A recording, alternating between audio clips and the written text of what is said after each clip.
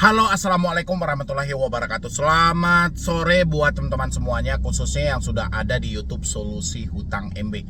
Bagaimana kabar Anda hari ini? Ya, walaupun Anda masih diteror oleh debt collector pinjol, tapi saya berharap mental jangan sampai goyah. Walaupun ada sedikit ketakutannya, yang penting sinkronkan lagi antara pemikiran dan hati kita. Jangan sampai berlawanan, karena lawan yang paling terberat itu adalah pemikiran kita sendiri, yang mana tidak sejalan dengan hati kita ya. Jadi terkadang pemikiran kita memikirkan hal yang bagus, hati kita mengatakan ini berbahaya gitu loh. Itu yang perlu teman-teman waspadai tentang ketika telat bayar dan gagal bayar di pinjol, terutama drama-drama yang ada hari ini. Oke, yang mau kita bahas adalah pentingnya hal yang sangat terpenting atau hal yang perlu Anda waspadai ketika Anda telat bayar dan gagal bayar di pinjol legal tentang pihak ketiga ya. Karena ini selalu mungkin menjadi permasalahan dari teman-teman semuanya, terutama yang baru telat bayar, baru gagal bayar di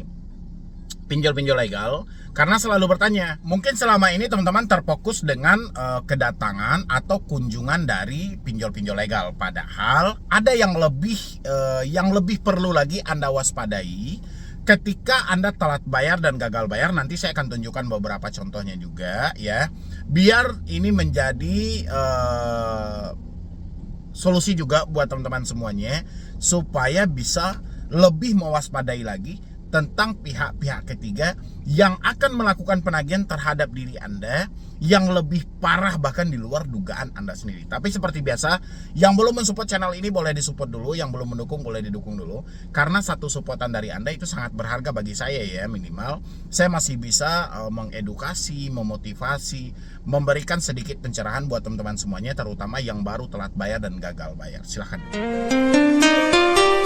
Terima kasih banyak buat teman-teman semuanya yang sudah mau mensupport dan mendukung di channel ini. Mungkin Anda yang galbay seperti di Akulaku, di Shopee, di Kredivo, ataupun dari pinjol-pinjol legal lainnya, mungkin Anda selalu bertanya kepada saya, Bang gimana Bang tentang atau kapan sebenarnya pihak ketiga ini akan diturunkan, atau debt collector lapangan. Benar nggak ya dia ada di wilayah saya? Benar nggak ya dia mau berkunjung ke rumah saya gitu. Itu kan salah satu sumber terbesar juga dari tingkat ketakutan teman-teman hari ini. Dan tak jarang juga setiap kali saya live itu pertanyaannya aman atau tidak, ada atau tidak ya. Tapi saya tidak membahas itu. Yang mau saya sarankan buat teman-teman semuanya adalah perlu kewaspadaan Anda bahwasanya tentang pihak ketiga yang sangat mengerikan itu bukan soal datangnya DC, baik DC internal ataupun eksternal yang bekerja sama dengan si pinjolnya yang hadir ke rumah Anda. Bukan perkaranya bukan masalah itu gitu loh ya. Contoh dari sini ya, mungkin Anda beranggapan dengan adanya hal yang seperti ini, yang mana dia menyampaikan selamat sore, langsung ke rumah RT atau RW-nya dulu atau ke rumah Anda dulu. Ya, itu yang disampaikan di sini. Habis itu tim juga lagi cari beberapa rumah nasabah di dekat rumah Anda nih. Sekalian ya Anda siapkan uangnya, cash aja, pelunasan langsung semua hutang Anda. Ini barusan tim info udah di dekat lokasi Anda. Oke. Itu kan ada gambar orang yang di depan pagar rumah sedang memegang kertas ataupun apa deh, Anda boleh lihat di situ. Sebenarnya poin ini mungkin bagi Anda ini adalah hal yang sangat menakutkan. Ya, bagi teman-teman ini adalah hal-hal yang kalau bisa jangan sampai terjadi lagi gitu. Jangan sampai dikirim, karena Anda akan fobia sendiri kalau sudah melihat hal-hal yang seperti ini. Tapi permasalahan Anda bukan soal gambar-gambar yang seperti ini. Ya, permasalahan yang secara fakta. Kenapa saya bilangin selalu faktanya tidak seperti itu. Ya, walaupun Anda dikirim gambar seperti ini, Anda akan melihat itu gambarnya orang-orang entah di mana foto yang dicomotnya. Yang jelas debt collector nggak seperti ini yang ngirimin sama Anda, nggak seperti ini orangnya. Ini cuma gambar hasil comot-comotan entah di Google atau di dunia maya lainnya. Mereka ambil dan sengaja mereka kirim sama Anda buat nakut-nakutin Anda. Dan Anda ketakutan di posisi ini pasti. Ya, silakan saya tanya dulu. Siapa yang pernah mendapatkan gambar seperti ini, ketakutan atau tidak? Ya, ini hanya ketakutan soal kiriman melalui online saja. Ya, hanya ketakutan kiriman melalui online. Tapi yang mau kita bahas ini adalah ketakutan dengan nyatanya dan faktanya. Makanya setiap kali Anda bertanya, Bang, mereka ada nggak ke rumah saya? Mereka datang nggak ke rumah saya? Mereka berkunjung nggak ke rumah saya? Ini kan yang Anda tanyakan soal DC yang bekerja sama dengan pinjol. Permasalahannya Anda boleh lihat di sini, ya. Anda lihat di situ ada chatan, ya, yang mana di situ saya disampaikannya, selamat siang, kami dari aplikasi pinjaman online. Dia tidak menyebutkan nama aplikasi sama sekali. Ya, dia tidak menyebutkan nama aplikasi sama sekali. Dia menghubungi kontak darurat Anda ini. Ya, dia tidak menghubungi di luar dari kontak darurat, tapi dia menghubungi kontak darurat. Ya. Selamat siang, kami dari aplikasi pinjaman online. Di sini nomor Anda dicantumkan sebagai kontak darurat dan sebagai penanggung jawab dari hutang. Ini namanya saya sensor. Kata beliau, Anda sedang di ATM buat transfer uangnya. Apakah sudah ditransfer? Ini sangat berbahaya. Ya. Inilah yang paling berbahaya dari pinjaman online. Bukan soal gambar yang pertama tadi. Ya, kalau gambar yang pertama tadi itu gambar hasil comotan. Tapi kalau tulisan ini sangat berbahaya. Kenapa saya bilang ini berbahaya?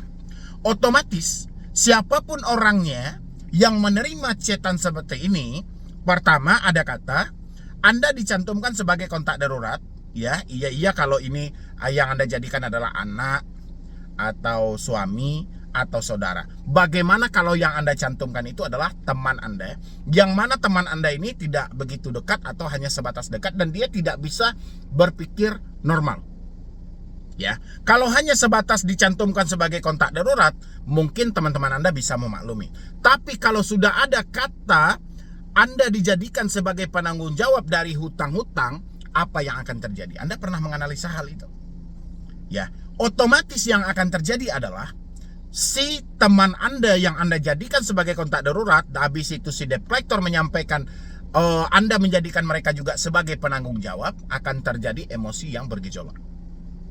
Ya, marah, kesal, teman Anda pasti kesal. Dan itulah sebenarnya yang dirancang dan dimarketingkan oleh pinjol untuk menjangkau Anda ke daerah.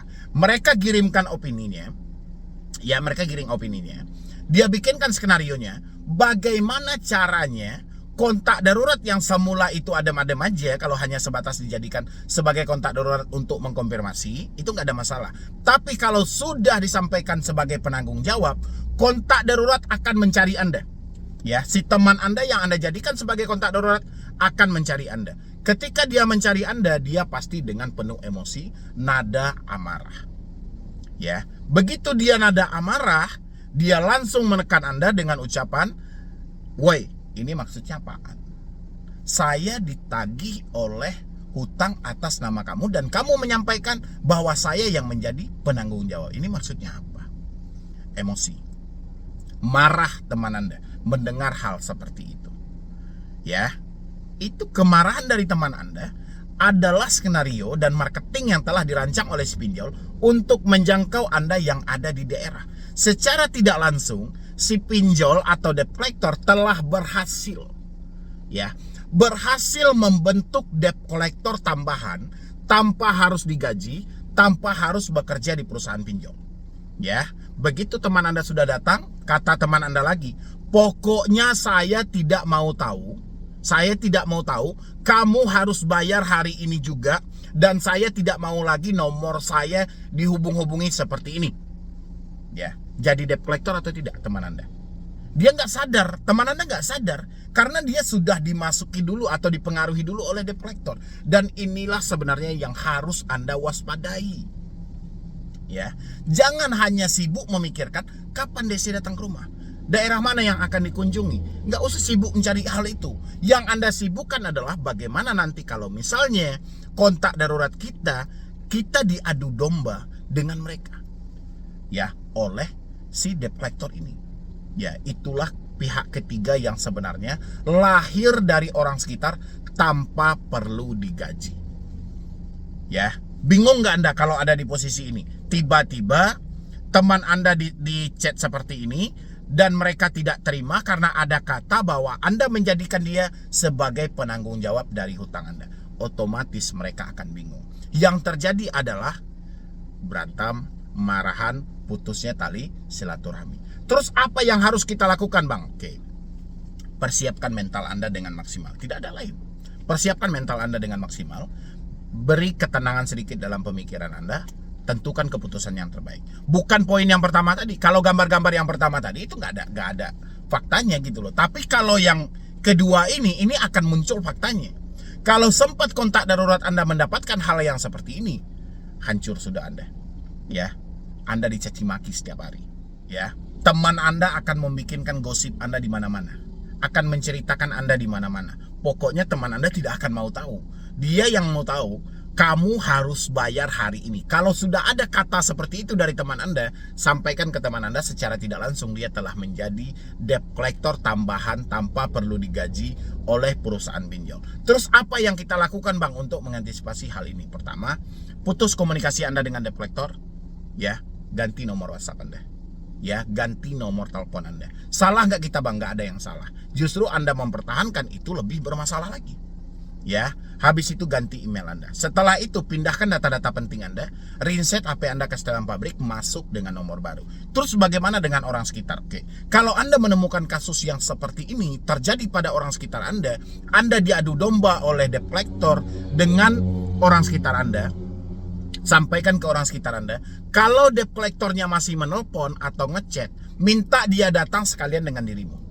Ya, kita hadapin gitu aja, lawannya gitu aja. Ya, dan ini banyak lagi nih sebenarnya. Ini cuma salah satu contohnya aja, biar Anda tidak salah fokus bahwasannya pihak ketiga itu ada di sekitar Anda gitu loh. Bukan kiriman dari debt collector, dari pinjol-pinjol itu, tidak. Yang berbahaya itu yang ada di sekitar Anda. Kalau hanya kiriman dari pinjol, kita bisa sampaikan, aku nggak ada uang ya kayak mana. Lanjutkanlah risikonya. Tapi kalau munculnya dari orang sekitar Anda nggak bisa ngomong kayak gitu. Aku nggak ada uang, lanjutkan risikonya. Risiko apa yang mau dilanjutkan? Yang jelas dia tidak mau nomor dia dihubungi lagi. Ya, makanya jalannya cuma seperti itu. Pertama, putus dulu komunikasi Anda supaya Anda tidak panik, supaya Anda tidak stres dulu, ya, supaya Anda tidak selalu meluas kemana-mana memikirkan ini, memikirkan itu, padahal bahayanya ada di sekitar Anda. Ya, bagaimana cara kita mengedukasi, mengkaper orang sekitar kita nanti? Butuh ketenangan dari pemikiran Anda. Untuk ketenangan dari pemikiran ini, selagi handphone Anda masih berdering, selagi WhatsApp Anda masih dikirimi ancaman-ancaman seperti tadi, tetap aja pemikiran Anda nggak akan tenang. Kalau pemikiran nggak tenang, apalagi yang mau disampaikan? Ya, makanya jalur utamanya adalah putus komunikasi Anda dengan debt collector, baik itu via telepon, via WhatsApp, via email. Reset HP Anda ke setelan pabrik. Ya, itu step awal untuk memulihkan kembali mental Anda. Ya, barulah bisa Anda mengkaper semua permasalahan yang terjadi di lingkungan Anda, baik itu dari teman kerja, dari orang kantor, dari saudara, dari tetangga, dari teman satu kampung, dan berbagai macam bersihnya. Yang penting pemikiran Anda tenang dan tidak panikan, semuanya bisa Anda atasi. Tapi kalau konsepnya Anda masih panikan, masih stres, dan malah Anda memikirkan sesuatu yang tidak ada kaitannya secara faktanya, ini lebih parah lagi. Ya, itu buat teman-teman semuanya. Jangan salah fokus dimanapun Anda galbay, dimanapun Anda telat. Hal-hal seperti ini perlu Anda waspadai. Ya, mungkin dari saya cuma itu aja. Saya hanya sebatas mengingatkan, yang menjalankan di sana diri Anda lepas atau tidaknya dari pinjaman online tergantung dari pemikiran Anda, kemana Anda arahkan semua ini. Ya, jadi sekian dulu dari saya, Medi Broni. Wassalam.